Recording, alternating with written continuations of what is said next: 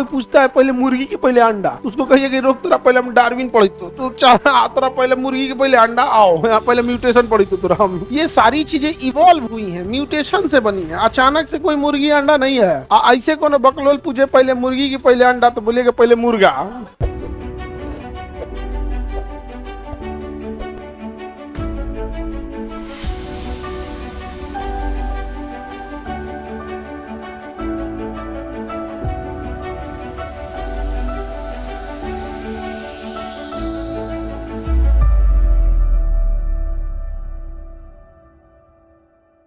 अचानक होने वाला परिवर्तन क्या कहलाता है? उस परिवर्तन जीव जंतुओं की जो नई प्रजातियां आती हैं, नए नए वेराइटीज आते हैं, उसमें उत्परिवर्तन का बहुत योगदान होता है। उत्परिवर्तन का बहुत योगदान है। तो जितने भी आज आप जीवों की प्रजातियां देख रहे हैं वो डायरेक्ट नहीं बनी थी, वो म्यूटेशन से ही बनी थी। सबसे पहले जीव पानी में आए, उन पानी में जीवों की जो संतान उत्पत्ति होते होते एक ऐसी संतान उत्पत्ति हुई जो पानी के बाहर भी सांस ले सकती। तो पहली बार जीव पानी से बाहर आया लेकिन फिर पानी में चला जाता था, उसे कहा गया उभयचर। तो इन उभयचरों की संख्या चलती गई 200-300 सालों तक गया। इन्हीं के संतान में एक ऐसा संतान आया जो पैदा हुआ उभयचर में लेकिन पानी में सांस नहीं ले पाता था। तो कहा कि ना अब हम ये रहते, अब हम ये रहते। ये धीरे धीरे उत्पत्ति हो रही है। इन्हीं जो अपस्थल पे रहने वाले जीवों में ज्यादातर रेंग के चलते थे। कैसे चलते थे? रेंग के, खड़े नहीं हो पाते, रेंग के चलते थे।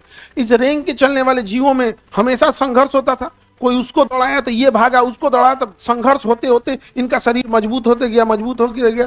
300-400 सालों तक और आगे बढ़े तो ये रेंग के चलने वाले जीवों में एक में पंख निकल गया, तो उसको कोई खतरा दौड़ाता था तो उड़ के भाग जाता था। तो धीरे धीरे वहां से सरीसृप से क्या बने? पक्षी। सरीसृप से पक्षी। अब उन पक्षियों में अलग अलग वेराइटी आने लगी। उन पक्षियों में कोई डायनासोर की तरह हो गया, कोई ऑस्ट्रिच हो गया, कोई कोयल हो गया।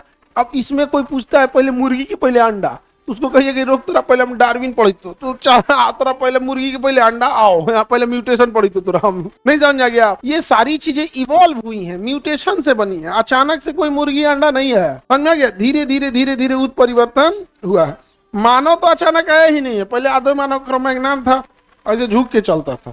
नहीं समझे? सबका अपना अपना वो है। लेकिन अभी सबसे बेस्ट थ्योरी कौन सा है? म्यूटेशन का। कौन सा थ्योरी है? म्यूटेशन का थ्योरी सबसे बेस्ट थ्योरी है। किसी को दिक्कत? जैसे एक गाय जन्म ली थी, बहुत नाटी हो गई, मिनिएचर का हो गई, बहुत नाटी हो गई।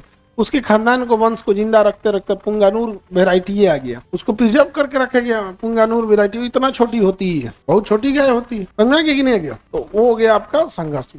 तो उत्परिवर्तन समझ में आ रहा है? किसने दिया? Hugo de bridge. किसने दिया?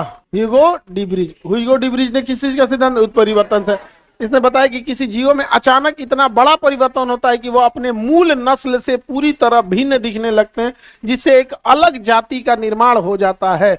और अगर ये जाति बच गई तो धीरे धीरे उनकी संख्या बढ़ने लगती है। अब पृथ्वी आजे का है, 5 करोड़ साल पहले का है, आजे का नहीं ना चला। हम लोग मानव को आए हुए पृथ्वी पे हुआ 10 से 15 हजार साल हो गया। जो अभी डेवलप मानव है, आदि मानव की बात नहीं करी, जो भाषा बोल सकता है, इन लोग का।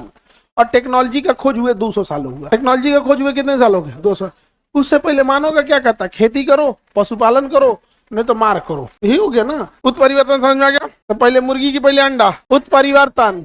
मुर्गी की अंडा, उत्परिवर्तन। ऐसे कोनो बकलोल पूछे पहले मुर्गी की पहले अंडा तो बोलेगा पहले मुर्गा, पहले मुर्गा। देर होशियार है तो उसको बताइएगा म्यूटेशन।